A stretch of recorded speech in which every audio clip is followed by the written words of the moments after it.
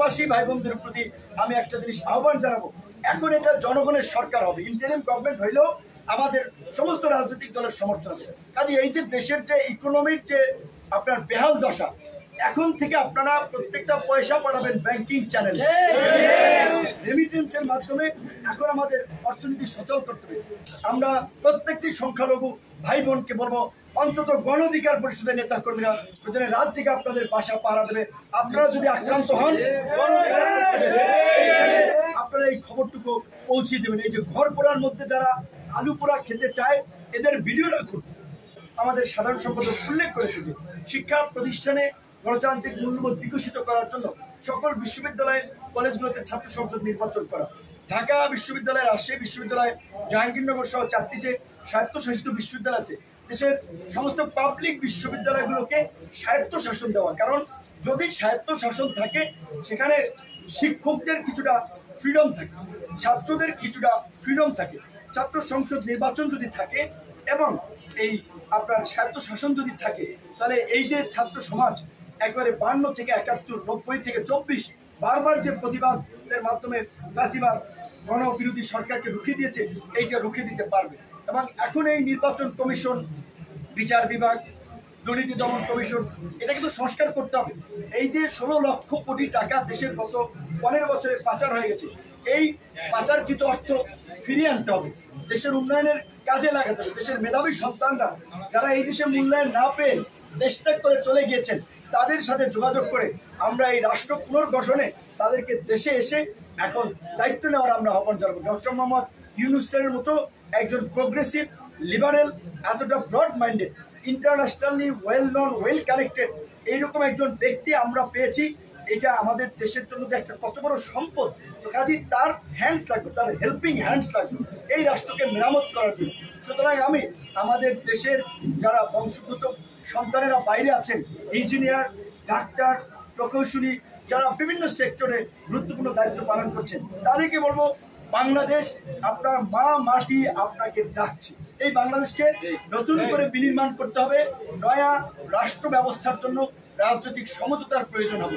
অবশ্যই রাজনৈতিক দলগুলো সেই সমঝোতার আলোকে, আপনারা জানেন যে এই গত নির্বাচনের আগে আপনারা একটা 31 দফা রূপরেখা দিয়েছে।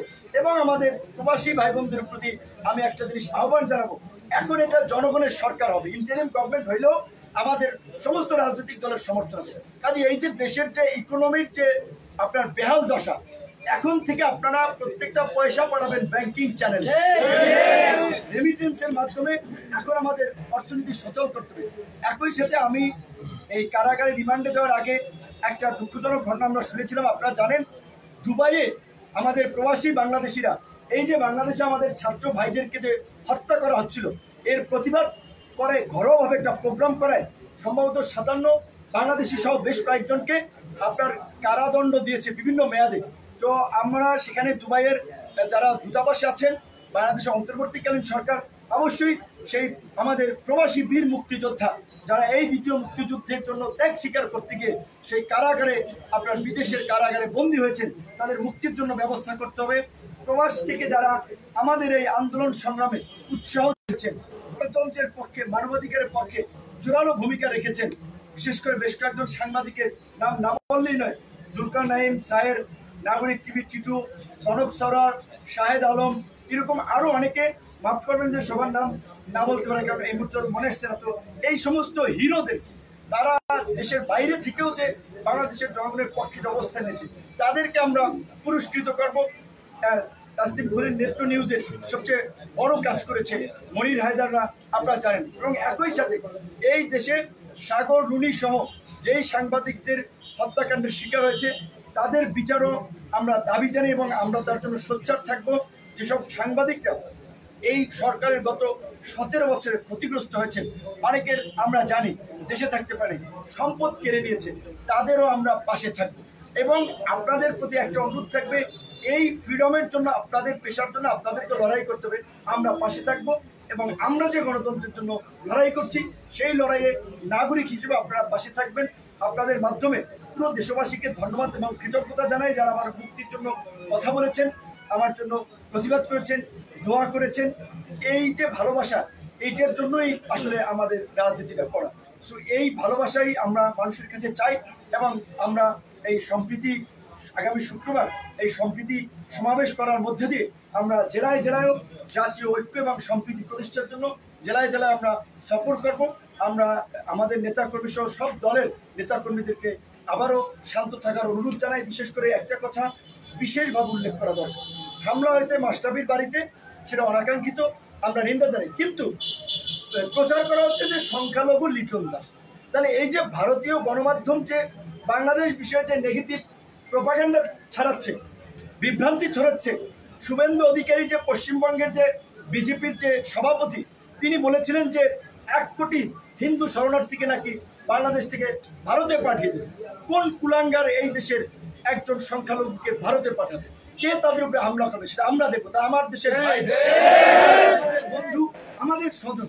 বরঞ্চ আমরা যেটা তথ্য পাচ্ছি, এখানে আওয়ামী লীগাররা দেশের যাই চেলা চামুন্ডা লেসপেন্সার আছে তারা এবং ভারতীয় গোয়েন্দা সংস্থা রয়ের ষড়যন্ত্রে বিভিন্ন জায়গায় এই সংখ্যালঘুদের উপরে হামলা হচ্ছে এবং এই ঘটনাকে বিশ্ব মিডিয়ায় প্রচার করার জন্য যে এই যে বাংলাদেশে মৌলবাদের উত্থান হচ্ছে, উগ্রবাদীরা রাষ্ট্র ক্ষমতা দখল করছে, সেখানে সংখ্যালঘুরা নিরাপদ দেয়। কিন্তু আমি বিএনপি, জামাত, গণ অধিকার পরিষদ সহ সকল রাজনৈতিক দলকে অনুরোধ করবো, যেই যে এলাকায় সংখ্যালঘুরা আছে আপনারা তাদের সহ একটা কমিটি করে তাদের ঘর বাড়ি সম্পদ আপনারা পাহারা দেবেন। এবং আমরা প্রত্যেকটি সংখ্যালঘু ভাই বোনকে বলবো, অন্তত গণ অধিকার পরিষদের নেতা কর্মীরা প্রয়োজনে রাত থেকে আপনাদের বাসা পাহারা দেবে।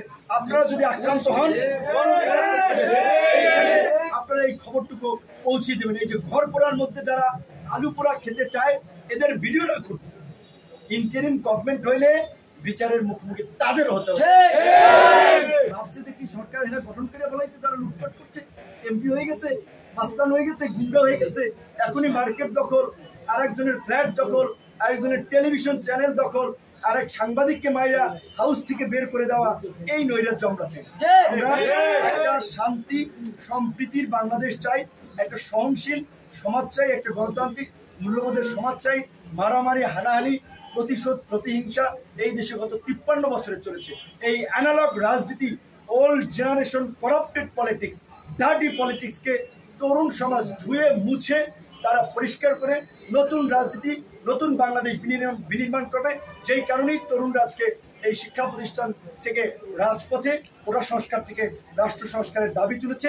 রাষ্ট্র সংস্কার করেই তরুণরা, যারা শিক্ষার্থী তারা শিক্ষা প্রতিষ্ঠানে ফিরবে, যারা রাজনীতি করছে তারা আগামী বাংলাদেশের নেতৃত্ব দেবে। আপনারা সবাই ভালো থাকবেন। যদি বিশেষ করে প্রশ্ন না থাকে